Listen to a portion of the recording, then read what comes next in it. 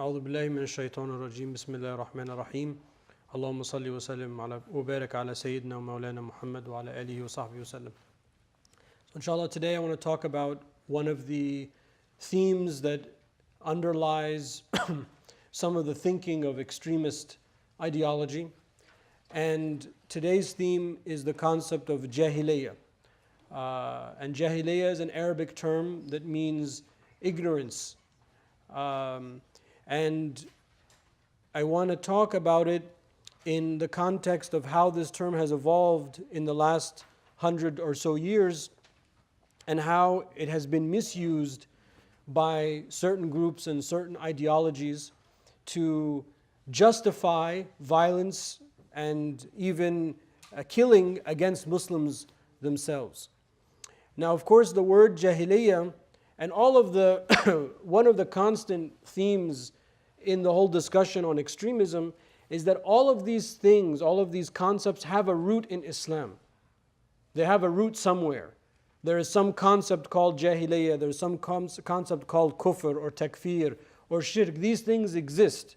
But what people do is they take these concepts outside of their context and they give it new meaning. And this is where the confusion comes. Because it looks Muslim, it looks Islam, but then when you come and you analyze it, it's something completely different. And what we're going to find out today is that this concept of jahiliyyah, as I will explain it, nobody in the history of Islam has ever said what we're about to say today. No one has ever concluded these things.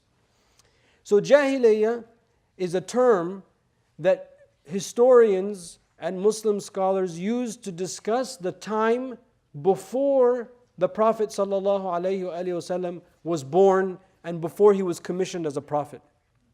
So it is a term to describe what Arabia was like in the 100 or so years before the birth of the Prophet, peace be upon him.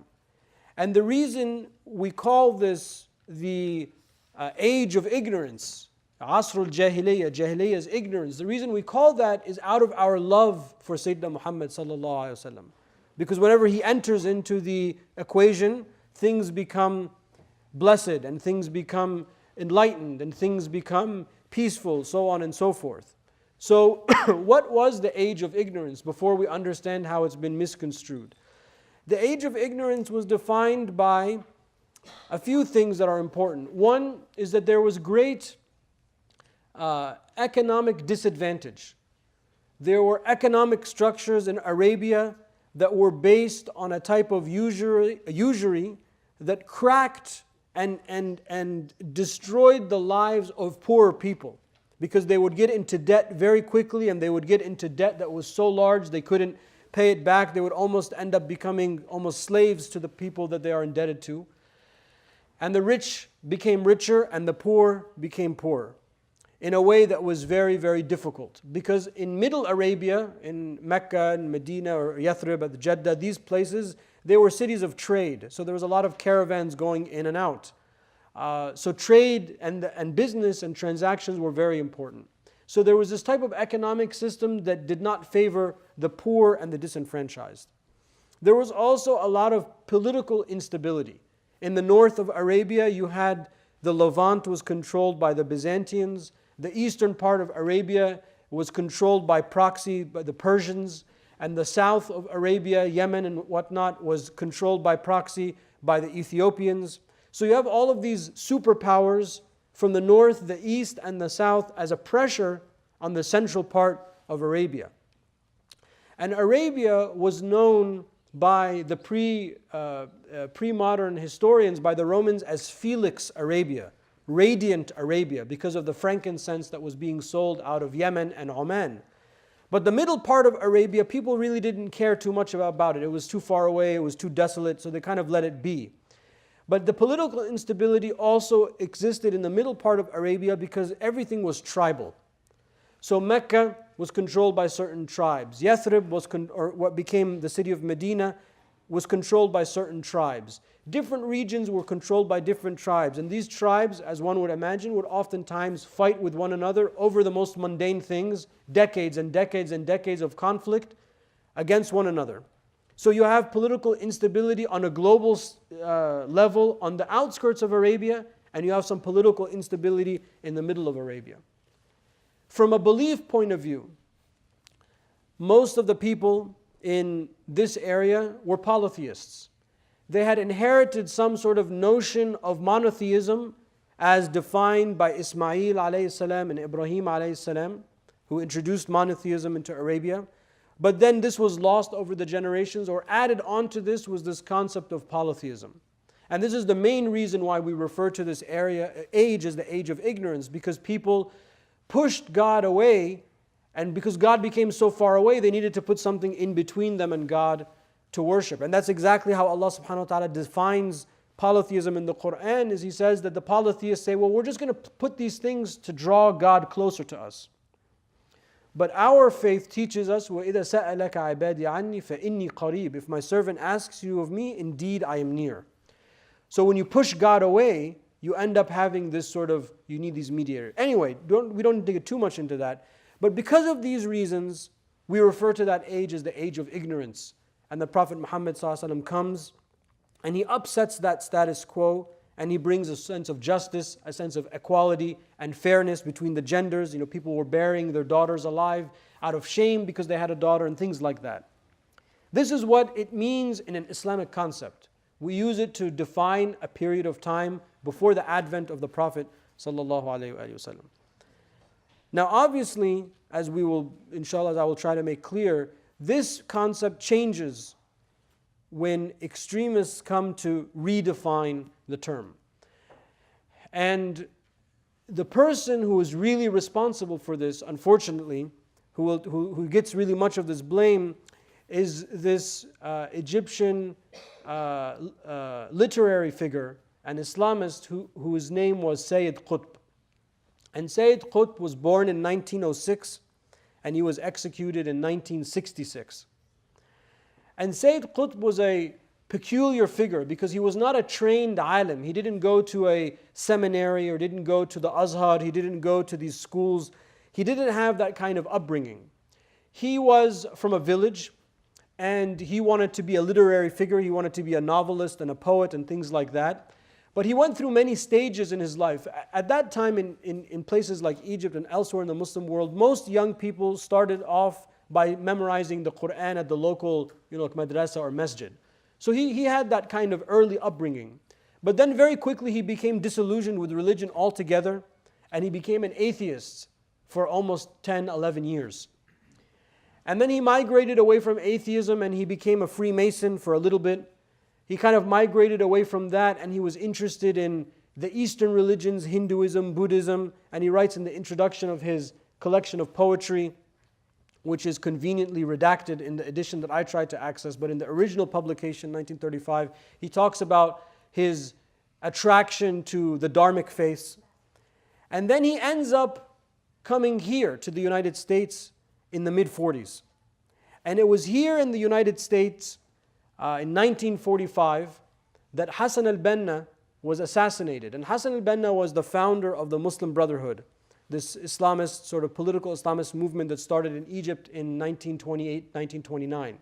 Hassan al-Banna was killed. And when this happened, Sayyid Qutb was here in America. And when he read about the assassination of Hassan al-Banna, he came to the conclusion that he must have been right. That was his conclusion. The man was killed, so he must have been right. And that tells you a little bit about how the thinking of someone like Sayyid Qutb is. He's not very settled in the way he thinks. And from that moment, in his return to Egypt, he became a very strong Islamist. Somebody that was very much pulled back into Islamic thinking, but from a political point of view. And as one can imagine at this time, in places like Egypt and elsewhere in the Muslim world, there was a lot of, these groups got in a lot of trouble. And they continue to get in a lot of trouble. So Sayyid Qutb was in and out of prison from this point on until his execution in 1966. And one of the things that Sayyid Qutb is most known for is he wrote a commentary on the Quran that's called في ظلال القرآن, in the shade of the Quran. It's been translated in English and it's very well known. And he wrote a version of In the Shade of the Quran before he went to prison. And it was sort of his reflections. But after he went to prison, and after he sort of received this sort of, prison sucks, right? So he received this experience because of his beliefs. He became even more hardened in his thoughts, and he then sought to redact and revise the original tafsir fi dhalal al-Quran. And in this new rendition or new edition of In the Shade of the Quran, he expounds on this concept of al-jahiliyyah, of ignorance, the age of ignorance, in a way that no one has ever expounded on. And just to give you a sense of how obsessed he became with this concept, the word jahiliyyah appears 1,740 times in his tafsir. And to put that in context, a word like nur, or light, there's a whole chapter called the chapter of light, Surah An-Nur.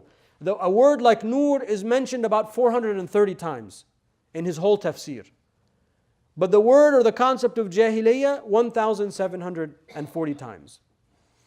That gives you a sense that everything, he became consumed with this idea. And he has other writings that are even more aggressive in this concept, but this tafsir has become the most famous, and I'll talk about why that is the case. What did he conclude that's so different? Sayyid Qutb, he reflected on this early part, not the early part of Islam, but the time before the advent of the Prophet ﷺ and the first 40 years of his life before he was commissioned as a prophet. And he said, I see a lot of similarities between how society was then to how society is today. There's economic injustice, there's political injustice and unrest, people are being persecuted, people are not free, gender inequality, these type of things. So he started drawing these conclusions. And then he came to the ultimate conclusion, well, we live in an age of ignorance.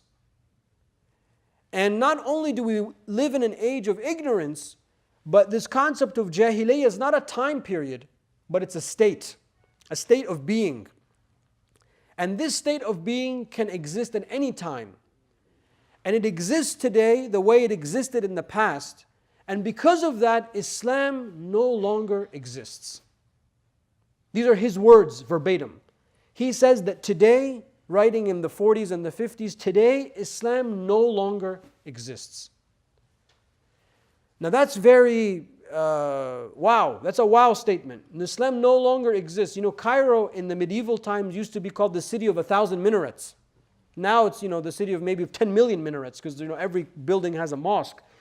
But all of this Islam in these places, all of this people with Muslim names, people with Muslim dress, hearing the adhan, everyone fasts Ramadan, everyone celebrates in the Eid, and all of these things he concluded are not Islam, that Islam no longer exists. And because of this, as like a little factoid, he didn't pray Jummah prayer because he felt that Jummah prayer was no longer valid because he lives in a land not of Islam. And this concept of the land of Islam and the land of not Islam we'll talk about inshallah in the next session. But he concluded that there is no more Islam. And the rules of Islam no longer exist in society. Islam no longer exists in the government. And Islam certainly does not exist with the ulama and with the institutions of Islam, the masajid and the universities and the Azhar and things like that. And you can imagine if you conclude that there is no more Islam, you're basically saying that everybody is not a Muslim, that everyone is a kafir, that everyone has apostated, has left Islam. And that therefore is justification essentially to do anything. You can overthrow the government, which they tried to do. You can destroy the infrastructure of your country, the power grid, the bridges and the roads, which they did. And this is ultimately why he was hung. People think that he was executed because he wrote this stuff in a tafsir. The reason he was executed, which most probably was a political mistake because he became so famous afterwards, is that he was tied to these attempts to blow up power stations and bridges and things like that in Cairo and in the surrounding cities. It's justification to do anything. You can do whatever you want. And it engenders this sense that I'm the only one that's good and everyone else is bad and everyone else is against me. But before I get to those conclusions, I want to dissect what this meant for Sayyid Qutb, what this concept of Jahiliyyah really means, other than the ridiculous statement that Islam no longer exists. There's a few things that are happening. One thing that's happening is that he's not making a distinction between Allah as the legislator, al-Hakim, and the laws that Allah subhanahu wa ta'ala has given us through the Quran and through the message of the Prophet sallallahu alaihi wasallam, the rules and the regulations of the Sharia, the ahkam. He is conflating the two. But there is a huge difference. Allah subhanahu wa ta'ala is the legislator. He dictates to us what we want done, what He wants done. Our job is to use the best of our ability to understand what it is that Allah subhanahu wa ta'ala wants us to do. But we are not God, we are not godly, we are humans. And we have a finite capability. But Allah subhanahu wa ta'ala has no limits, has no beginning, has no end. هو الأول والآخر والظاهر والباطن وهو بكل شيء عليم. So when Allah subhanahu wa ta'ala tells us, do this and don't do this, this act of legislation has to enter into our earthly realm, so to speak. And the task of bringing the divine ordinance into this world is very different than the original command itself. Meaning that Allah subhanahu wa ta'ala's commandments, His ahkam, what He asks us to do, change. Not because Allah subhanahu wa ta'ala changes, but because our circumstance change. So the way that the Islam receives the Quran and receives the Sunnah is to understand it vis-a-vis our interpretive methodology, our time, our place, our circumstance, the nature of people, the nature of language. When Allah subhanahu wa ta'ala, when He says something, when He says do, is this do a command or is it a recommendation? The command form of the verb if'al, do, does this mean it's a command or it's just a recommendation? When Allah subhanahu wa ta'ala says don't do, la taf'al, is this because it's haram or because it's disliked? Because language has different context of meaning as it manifests throughout the Quran and through the literature of the hadith. And this is very sophisticated stuff, which obviously people like Sayyid Qutb and these extremists, they don't want to spend 5 minutes even hearing this. But this is what people study years and decades to be able to understand. Our understanding of Allah subhanahu wa ta'ala is partial because we are human. And that's why we say the rulings of the Sharia are not the commands of Allah, but they're our best guess of what we think the commands of Allah are. Lest we be so arrogant to claim we know exactly what God wants of us. And even though that sounds like mincing words, it's a spiritual disposition that's one of Islam's unique features. And that's why we have different madhahib, different legal opinions. I am a Shafi'i. I believe that my madhab is correct. And most likely the other opinions are incorrect. But I'd never say definitively that I am absolutely right and everyone else is wrong. And that's why we accept these plural opinions on different rulings. But in the concept that everything is Jahiliyyah and there's no more Islam, what ends up happening is he is conflating these two. He is not understanding that the rules of the Sharia as they play out in society change. And they change with 4 things, and everyone needs to memorize this. They change with time, place, circumstance, and people. And this is we are in debt to Imam Shihab ad-Din al-Qarafi, rahimahullah, who died in the year 684, the great Maliki Egyptian. As I always say, all the great ulama are Egyptian. I say that jokingly. But Imam Qarafi, he was a jurist of the highest caliber, and we are indebted to him to help articulate this, that the rule of the Sharia, when it leaves the divine realm and it comes into the finite, into this world, they can change with time, place, circumstance, and people. It's very, very important that we understand. It doesn't mean that the Sharia changes, but it means our application of what we most likely think Allah wants us to do can change with these four things. And this is the greatest mercy, alhamdulillah, that we have this. The second problem with this conclusion of Jahiliyyah being everywhere is that it conflates two other things. It conflates actions with belief.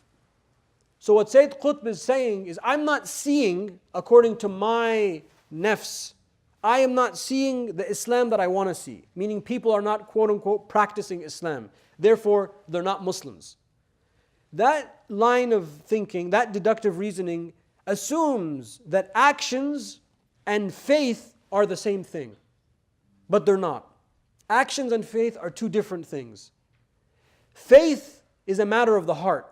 And that's why the Prophet ﷺ, he said, At-taqwa ha-huna, at-taqwa ha-huna, at-taqwa ha-huna. Taqwa, awareness of Allah subhanahu wa ta'ala is here. It's in the heart. And he pointed to his heart 3 times. Sallallahu alayhi wa sallam. There is a difference between belief and there's a difference between practice. One could theoretically be a believer and have no practice. Not that that's recommended. But the point is that they're two different things. The Arabs, the tribes, they came to the Prophet ﷺ and they said to him, we believed. قَالَتِ الْأَعْرَابُ آمَنَّا. And then what does Allah say in response to that? قُلْ لَمْ تُؤْمِنُوا. Say to them, Ya Muhammad, that you have not believed. وَلَكِنْ قُولُوا أَسْلَمْنَا. But say we have become Muslim because faith has not entered into our hearts. قالت الأعراب آمنا قل لم تؤمنوا ولكن قولوا أسلمنا ولما يدخل الإيمان في قلوبكم. In Surah Al-Hujurat, chapter 49, verse 14. The Prophet, even in the Quran, Allah makes a distinction between Iman, faith, and Islam, or the practice of our religion. The Prophet ﷺ also said in a hadith related by Muslim, I was not ordered to investigate into the hearts of people. Meaning that you cannot measure someone's faith. And this is another important thing. But rather we take people at face value. If somebody says, I'm a Muslim, they're a Muslim. If someone says, I believe, I say, okay, you believe. It's not my job, it's not your job to measure the amount of faith. But when Sayyid Qutb or these extremist groups, they say, there's no more Islam, everyone's in an age of ignorance, what does that statement mean? So this is important so everyone knows, you have the tools to decipher that. What they're saying is that people are not practicing Islam the way I want them to practice Islam, therefore they're not Muslim. And then you can know that that's a lie. Because that's not what the Prophet ﷺ taught us. That's not what Allah subhanahu wa ta'ala says in the Quran. Very clear distinction between faith and between actions. The conflating of the two is exactly what happened in the first century with the Khawarij. The outliers that left the army of Imam Ali alayhi salam, the fourth Khalifa, after Sayyidina Uthman radiallahu anhu. They took this concept, they are the originators of this concept, the idea that committing a sin could take you outside of Islam. They forget that Allah subhanahu wa ta'ala over and over in the Quran says that Allah is most merciful. Inna Allah yuhibbu tawwabin. Allah loves those that constantly return, constantly purify themselves. The Prophet ﷺ said, Kull ibn Adam khata' wa khayrul khata'ina tawwabun. Every person sins and the best of sinners are those that always return to Allah subhanahu wa ta'ala. They forgot this and they say they said Imam Ali was a kafir. I mean, imagine that. The Khawarij, they said that Imam Ali, the first boy to become Muslim, and even though we're Sunni, we say alayhi salam, because Allah subhanahu wa ta'ala sends His salam on the Prophet and his family in the Quran. So all of Ahlul Bayt, we say alayhim salam. They said that Imam Ali was a kafir. And they would not accept coming back into the army of Imam Ali unless Imam Ali wrote with his own hands and confessed that he was a disbeliever, but he's become a believer again. What did Imam Ali say? Imam Ali said, hell no. I didn't do that. And he took care of them. But this is the sign of the people that leave the community. Is if they see one thing that they don't like, they say, oh, all these people are not Muslim. And Imam al-Ajuri in one of his writings, he says that the Khawarij, what conceptually is happening is they take the verses in the Quran revealed for the disbelievers and they make it apply to the Muslims.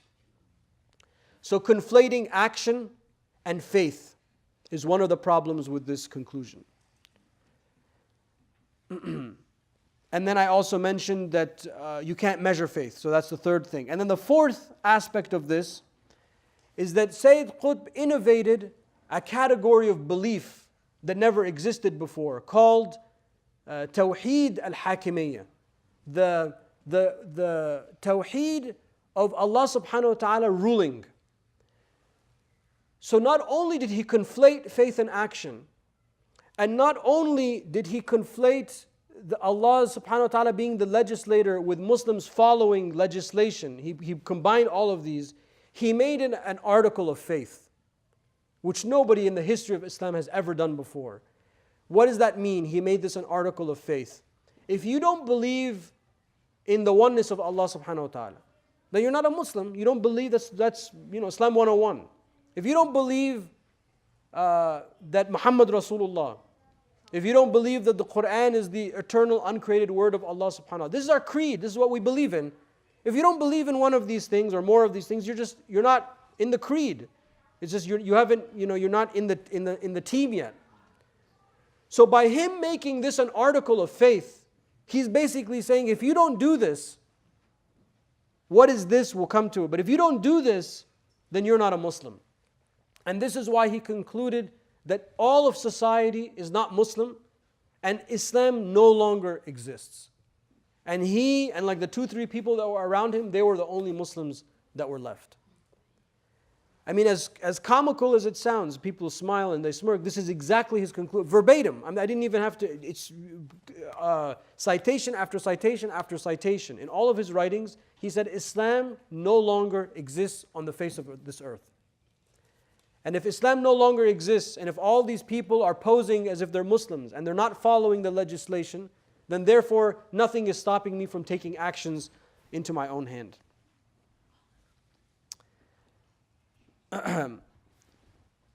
One of the problems with this, obviously, way of thinking is it engenders this sense of conflict. So this was not like, he did not form like a messianic group and like they went off into a cave and they said, we're just going to wait until the end of time because Islam no longer exists. That's not the conclusion they came to. They came to the conclusion that Islam no longer exists, therefore we have to bring it back. And we can bring it back essentially by any means necessary because these people have apostated against Islam and therefore we can fight against them, we can coerce them, we can kill them, so on and so forth. Me and many others that are now trying to spend time looking into these matters and talking about them and trying to highlight them, every single extremist group that I have analyzed, every Muslim extremist group, every single one of them, the common thread between them are the writings of Sayyid Qutb. Every single one of them relies on his tafsir of the Quran more than any of his other writings, even though his other writings are even more dangerous than the tafsir because they were written later. This guy, al-Baghdadi, the charlatan al-Baghdadi of ISIS, his number 2 person, he has something al-Adnani. I read a little 5-6 page book that these are from their own publications, that they wrote about this guy al-Adnani. And other than the fact that this guy has no training whatsoever, one of the things that it says is that he spent 20 years reading Sayyid Qutb's Fi Dhilal al-Quran. So much that he wanted to write his own commentary on Sayyid Qutb and call it Fi Dhilal al-Dhilal, in the shade of the shade. And in prison, wallahi, this is from the book. I wish, I didn't even have to make this up. This is how easy it is. In the book, in prison, this guy al-Adnani, he asks his fellow inmates, all of these Islamists, he says, what's the source of legislation in Syria? And they say, the constitutional court, the legal code. What's the legal code in Egypt? What's the legal code in Jordan? So on and so forth. And then he says, subhanAllah, all of these governments are kafir governments. This was his conclusion. You see, this is how it happens. This is why this is so important. Because there's a genealogy, there's a link between these writings and the people that we have today. All of these groups, without exception, They have all used the writings of Sayyid Qutb and other people's writings as well, but Sayyid Qutb was the most prolific and the most articulate of this concept of Jahiliyyah. So when we come to examine all of these groups, we find that this is where they're getting it from. And now they're perpetuating it. So now we see the danger of it. So what is it that's happening in society that's not making Muslims or Islam exist? I mean, what's going on? Because we're praying, we have our mosques, we have our Ramadan, and we have the Hajj, and people are paying zakah. And essentially, it comes down to a political argument, not a moral argument. It's a political argument and a political disposition that we, normative Muslims, we want Islam to govern us. Nuhkim bil Islam. We want to submit to what Allah subhanahu wa ta'ala told us. We want to submit to what the Prophet sallallahu alaihi wasallam asked us to do with love and humility and happiness and mercy. And when we submit to everything that we were taught, we see that Allah subhanahu wa ta'ala told us, فَمَنْ شَاءَ فَلْيُؤْمِنْ وَمَنْ شَاءَ فَلْيَكْفُرْ. Whoever wants to believe, let them believe. Whoever doesn't, don't let them believe. لَا إِكْرَاهَ فِي الدِّينِ. There's no coercion in religion. And when we examine the life of our beloved sallallahu alayhi wa sallam, we see that he coexisted with everybody from the day he was born until the day that he died. There wasn't a annihilation of all of the enemies and the kicking out of all of these people from Medina. No, there were Jews and there were polytheists and there were hypocrites in Medina on the day that the Prophet died sallallahu alayhi wa sallam. And the Prophet sallallahu alayhi wa sallam continued to pray towards Mecca, pray towards the Kaaba, even though there were 360 idols inside and outside of it. And when Allah allowed that he would come back and he would conquer or reconquer Mecca peacefully, that's when he removed the idols. So the Prophet ﷺ had coexistence in all modes of his life. In all modes of his life. That's what we mean by we want to submit to Islam. These people, they don't want to submit to Islam, they want Islam to submit to them. They say, Nuhkam bil Islam. We're going to take Islam like a hammer and we're going to take it to the people and we're going to rule people with that. But that's not how it works. It's us that we submit to the divine, not that the divine submits to us. You can't grab God by the shirt and yell at him and say, do what I want. It doesn't work like that. That's not who God is. We submit to what Allah subhanahu wa ta'ala wants and we work and we struggle to interpret again the divine commands, the divine orders, the teachings of our beloved sallallahu alaihi wasallam, so we find a compatible, copacetic way of practicing our faith. And that's the difference. That's what they want. They want to take Islam or their version of Islam and they want to take it like a sledgehammer to society and pound it into people to make people do what they want done and use Islam as a tool for political and worldly gains. And you can only imagine what the moral result of something like that. We see the unfortunate the cost in human life. But we can only imagine what the moral result. These people are fighting Allah subhanahu wa ta'ala. These people are fighting the Prophet sallallahu alaihi wasallam. Because what they are saying, they are giving new meanings to things that no one has ever given to before and creating this havoc. So this is a little bit about the Jahiliyyah. I'll pause here to see if there are any questions or if anything I said was not clear in this discussion.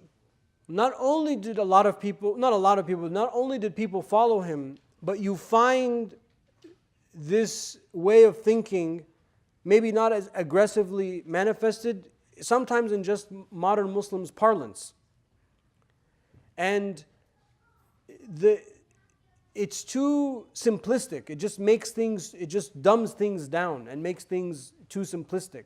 But Islam is not like that, and life is not like that. Life is full of complications and connections and nuances and things like that we have to be able to adapt to.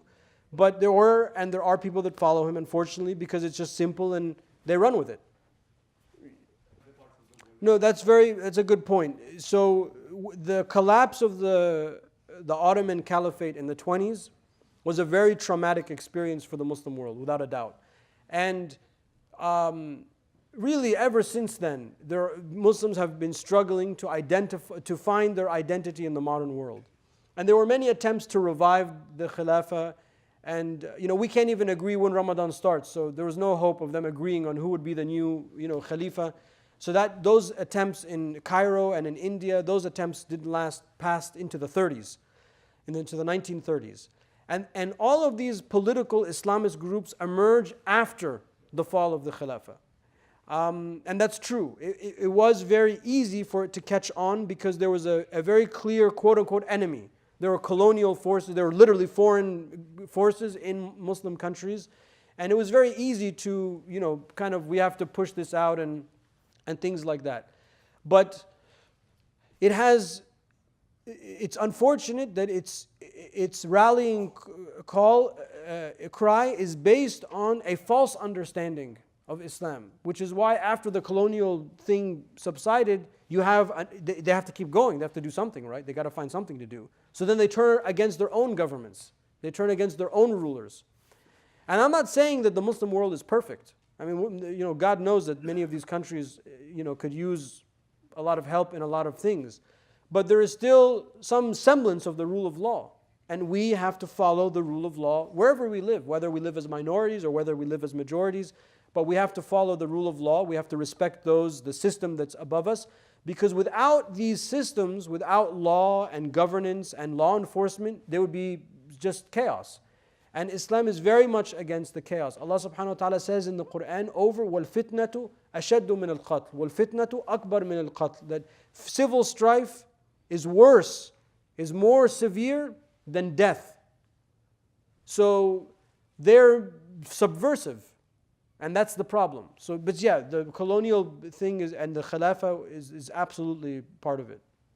Uncle. So, I mean, that's a big question, but I think to answer it, I think there's a basic way of looking at that. I think that people always are afraid of things that they don't know or they don't understand. And I think that in this country, we are not necessarily understood. And that's no one's fault. It's just we're a minority and we're so small, such a small minority that why would most people know about us? So I think that you overcome that by explaining and engaging with people and explaining and sharing, and our homes are open on our masjid. There's no secrets in Islam. There's no secret in the mosque that we don't want anyone to know about. This should be open for anyone. So linked to that is we need to know about our own faith. We need to have a stronger link to our own religious, ethical identity to be able to share that with people.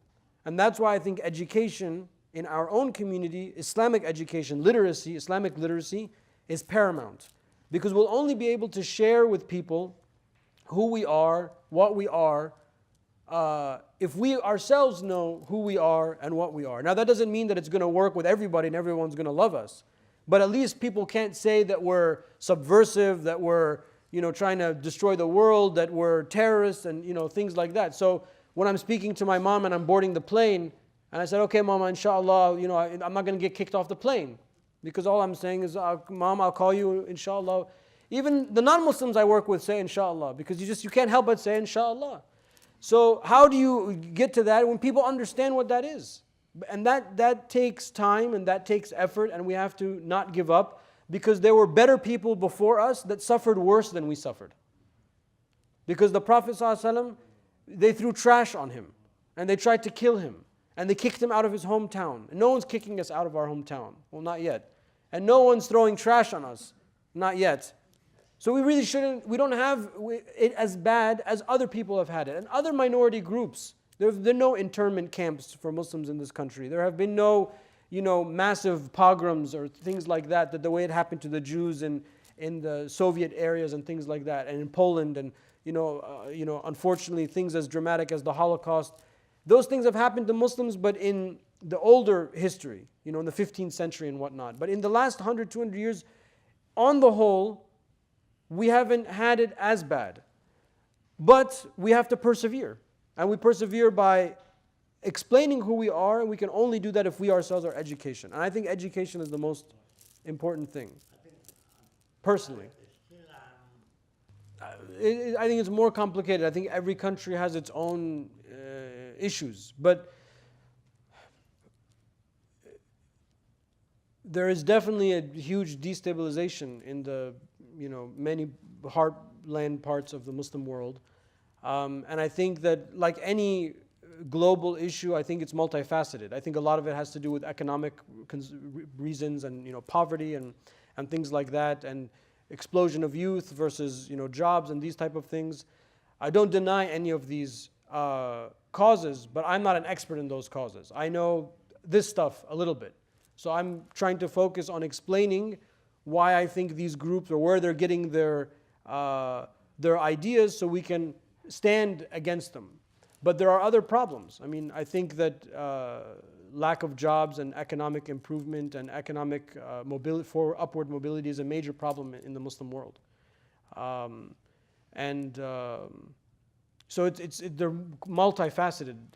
But what we can do is we can worry about our community and in this country and our education and our outreach and try to lead by example.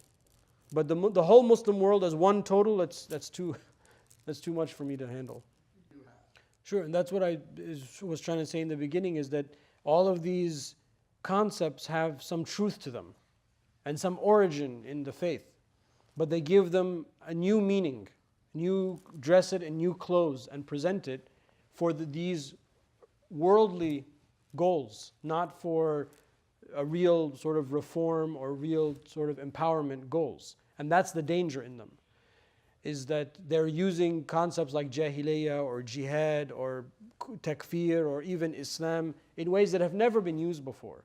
And as you've just said, they're fabulous failures. All of these efforts are just tremendous failures at governance and tremendous failures as political movements, as social activism and things like that. I don't have all the answers. I can't solve all the problems, but I think it's important that we at least identify where some of the problems are coming from so we don't get used. And we don't want to use Islam for that type of reason. And we don't want to become a tremendous failure. We want to have real success and make a real difference. And I think we can with our own community where we've been placed. And for those of us that have a connection to other regions or back home, as we say, and things like that, then if there's a way to make a difference, then all the more better to make a difference. But waving the Quran and saying this is our solution, I've seen that before, and it's always a bad sign, because you have to open it and sort of understand. So just one more. Anything from the ladies? I think there are many centers in the Muslim world that teach normative Islam, but I think the ulama are disenfranchised. They're also not as influential as they used to be in society, and that's also a big problem. But these political groups are very influential. So you have the real ulama sort of thrown to the side, the Mawli Sabs, just insignificant people. And then we have this guy that's waving the Quran saying this is the solution, and everyone's listening to him as he's like the Muslim voice. And you find this in the academy, you find this in politics, and this is one of my big critiques of our own foreign policy government, is when I ask people in the government, who are the ulama that you are engaging with, they start listing all of these names of all of these political activists. Well, those are not the ulama. I'm talking about the real people that have the kind of knowledge that you're talking about, that have real depth understanding of the sciences of how Islam works, and the kind of people that I was blessed to study with and that we're still blessed to have. Why aren't you engaging those people? Why are you engaging this political movement and this group and that group and empowering them? That's also part of the problem. And the same thing in the academy. When you go into the academy and you find people that study the Muslim world, Arab politics, subcontinent politics, Orientalists, etc., and something happens in like the 1920s and the 1930s, and they stop referencing the ulama and they start referencing all of these political movements as the voice of Islam. That's the disaster. That's why this subject is so important, because that's the disaster. We've replaced the voice of the ulama with these people that are waving the Quran saying, this is my economic platform, vote for me. The Prophet ﷺ would not be very happy with that, to say the least.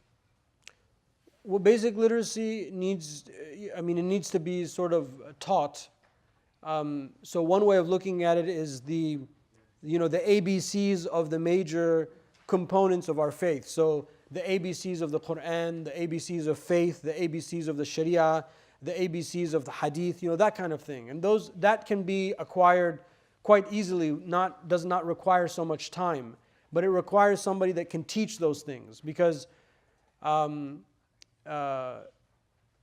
accessing those sources in the original language or in translation might seem foreign to some people, because you need a little bit of background understanding to understand them.